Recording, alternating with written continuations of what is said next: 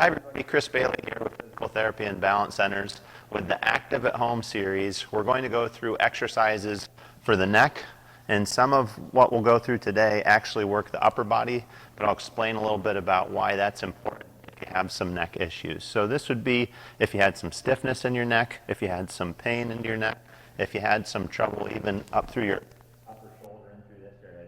This would be a really good exercise series for you. So like always, we're going to start with a few active warm-ups. Allie's going to come in and help us out with this, so I'm going to have her start with just some nice easy shoulder circles.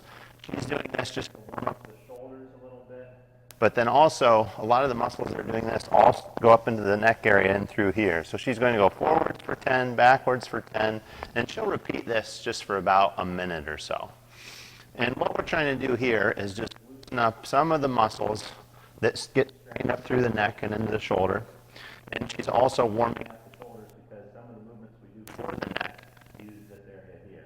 And what I'm talking about in particular is we see a lot of folks who come in with neck problems and jaw problems with forward shoulder position. And this is big with a lot of the technology that we use now, and a lot of people are at home typing, so they've kind of gone from more of a straight up posture into this position. And what this does is it starts to put undue pressure onto the upper neck muscles and through here, and it pulls the neck as the posture comes forward. So many of the exercises we're going to go through today are just to help the posture, both sitting and standing. Okay, so just some nice shoulder rolls. So she's just doing some shrugs forwards and backwards. This is going to loosen up the upper tract. It's going to loosen up the shoulder and through here. These are good ones to do because so many of us just get stiffness up through this area, into the neck, into the upper shoulder. So exercises at home are just a simple band, and this is just a medium weight band. There are different brands, so the color isn't really that important, but usually the lighter the color, the lighter the band. And then we're also going to be using a tube just like this. It's just an elastic tube. It has the handles. This can be a little bit better for some of the exercises that we do. It puts your hand in a better position with this handle. So if you have the option to get some of these tubes over some of the bands, I would recommend that. And we do have some of these at the clinic. The tubes can be found anywhere at sporting goods stores or Walmart or anywhere like that. So what I want you to start with, Allie, go ahead and grab these handles here, is we're going to do a standing row. Now, you could have somebody hold this. Obviously, not everybody has somebody to help out. You don't need this. You can get a pole that's here. If you're in your basement, you can get the stairway going up the steps. And what you'll do is just get something kind of secure. And then she's going to let her arms come out straight. And then she's just going to pull back with her arms, with her forearms kind of parallel to the ground. And what she's trying to do here, nice and slow, is to bring her elbows back behind her and pinch her shoulder blades together. So this kind of brings us out of that forward shoulder position as she's doing this here.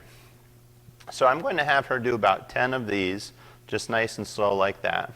If you can do 10 pretty easily, work your way up to 15. If you get to 15 and it's still easy for you, just take a few more steps backwards so that you have a little bit more resistance in the bands. You don't want it to be too easy at the 15 mark. That means the resistance is too light and you're not going to build up the optimal strength that you want to. Now, if this doesn't work for you, if you can't stand, if you have some balance issues, which I know a number of folks do, you could put this around a table leg, you could put this around a desk, something kind of sturdy, and she's just going to sit now and do the row again. What you want to do, though, is you want to make sure this cord isn't too low or too high. You want it pretty close to about hand height when you're pulling back like this, or when you're resting at about elbow height like this. And the other thing that you'll notice with her is she's keeping really good posture in through here, so she's sitting up nice and straight. And this is important to align the shoulder blades in the proper position and so that the neck's in a good alignment in through here as well. So she'll do about 10 like that. And then what we're going to do is we're going to go right into the next movement, which is a bit of a stretch, but you can also turn it into an exercise for the upper neck. So go ahead and have a seat there, Allie. And what I want to go over are the cervical retractions. So that we call these chin tucks too. So basically she's taking her chin, pulling it straight back this way. It makes a nice double chin, which I know she said she loved earlier. So you just want to make that movement. This is hard for people to do. And what they're trying to do, you can imagine if your head was kind of on a table, if your chin was, you want to slide it straight back like this. What we see a lot of times is people start to look upwards like this when they do that. That could be a good stretch. It's not great for everybody. The other thing that they do is go down like this. So you just want to be careful with that. So she's going straight back like this, okay?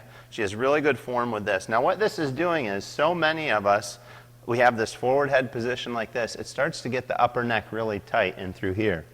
So what this does is it loosens up the upper neck and it realigns the spine in a better position. So after you're able to get that movement down pretty well, what you might want to do to start to strengthen some of the neck muscles that bring it back like that is she'll hold on to this band. And this works better with a band. We said to get the tube before, but with the band, you can get it a little bit wider on the back of your head. And now she's just trying to give her arms just a little bit of tension here, and she's just pulling straight back this way here. It's not much of a movement, but she's really working some of the deep neck muscles that keep our head in this position. They get weak over time, and they allow us to kind of assume that bad posture like that. So these are two of our favorite neck exercises to give people.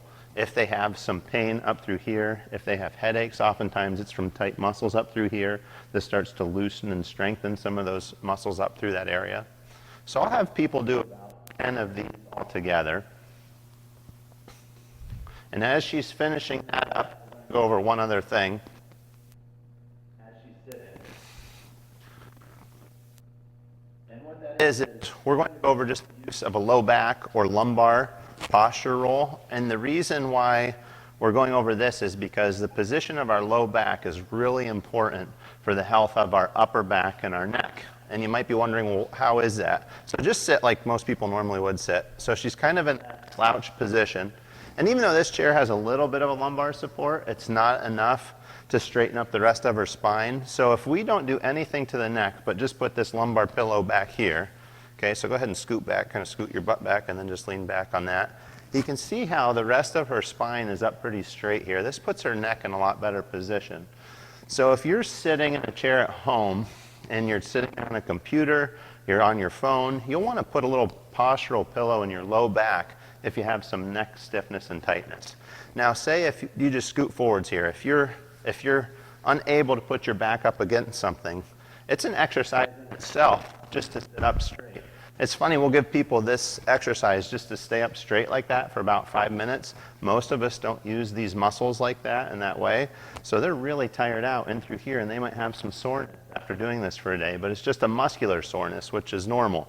So you'll want to just work on staying up nice and straight for a few minutes in a row. And this could be while you're doing anything sitting, even reading. So those are the main kind of exercises that we have for the neck. For the neck, most of the trouble is it's actually stiffness that gets people. So we're going to go through a couple different exercises to help improve posture and also to help maintain some neck range of motion. So the first stretch we're going to do is a doorway pec stretch. So as Allie goes over there, I'm just going to explain this a little bit. So what happens is over time, as we sit for so long, our shoulders come forward. The pec muscles, which run from the shoulder here into the upper chest, they tend to draw this down as they get tight. As they draw down the shoulders, it pulls on the neck. So one of the big things we do is try and have people open up that posture and stay nice and straight. So what Allie's doing here is she puts her hands on the door frame. And now this door frame is 36 inches wide. It's a regular door frame. It's probably too wide for her. She should be able to touch her elbows on the door. So at home, most are a lot narrower, 30 inches or so. So she can put her arms up on that. And she's kind of putting one foot forward and then stretching forward like this, holding for about 10 or 15 seconds. And I'm going to have her do 4 or 5 of those. Now sometimes this will bother individual shoulders because it is putting the arms up and out to the side like this. So an alternative is to put your hands down low like this. So go ahead and bring your hands down all the way straight, Allie. Yep. And you might not be able to see that from that angle, but her hands are like this. Here's the door frame, and she's going forwards this way. That puts a lot less stress on the shoulder itself, but you're still getting a good stretch on those pec muscles there. Same thing with this. Hold about 10 to 15 seconds for about 4 to 5 times. This really loosens up this area and through here. Okay, good, Allie. Thank you. So the other stretch that we like to do focuses a little bit more on the mid-back. And some sometimes with the mid-back, you'll see that people start to get slouched in that area as well. So this stretch is one to loosen up the mid-back and get that straighter, which puts the neck at a little bit better angle. So go ahead and bring your hands behind your head. And what she's doing, she's kind of locking her hands like this here. If you don't want to lock them, you can just overlap. This puts a little bit of pressure. Come down just a little bit lower, kind of protect your neck like this here. Bring your elbows forward. So she's about right here. So I'm having her grasp here just to protect her neck. And now what she's going to do is try and bring her elbows up towards the ceiling like this. So she's not so much worried about going back that way, but she's going to bring the elbows straight up like this. What that does is it really straightens out the upper back, and it's a really good stretch. And as she comes over the back of this chair right here, it also puts a little bit of pressure in that mid-back to stretch that area out. This feels really good to people. The things you want to be careful of, don't let your elbows splay out like this. You can put a bit of pressure on your shoulders. So make sure they're kind of in this position and you're just reaching up towards the ceiling. She's holding about 5 seconds. And I'm going to have her do 5 of these stretches just like that. This should not hurt the neck at all. It shouldn't hurt the mid-back at all. As a matter of fact, if any of these bother you with the doorway pec stretcher with these, I'd just hold off because they shouldn't hurt any of your joints or the neck or anything else. The other thing is you shouldn't notice any numbness and tingling. We see a lot of people for their neck issues with numbness and tingling into the hands. If this bothers that or increases the numbness and tingling, just give us a call because there could be something else going on with a pinched nerve in the neck there. That's good, Allie. Thank you. So the last one I want to go over are neck rotational stretches. And what I see with a lot of the folks with neck problems is they start to lose the ability to turn their head. We see this also with a number of people who are dizzy. When you get dizzy, you kind of start to move like this, and then your neck stiffens up right away. So I'm going to have her just bring her head down slightly like this. She's going to turn to the right-hand side as far as she can, and then what she's doing with her hand, she's just applying, we call it overpressure, self-pressure, to help rotate a little bit further. Normally, you should be able to look almost straight over your shoulder like that, even with it here. As people get arthritis in their neck and they stop moving so much that way, they tend to have less and less of that motion.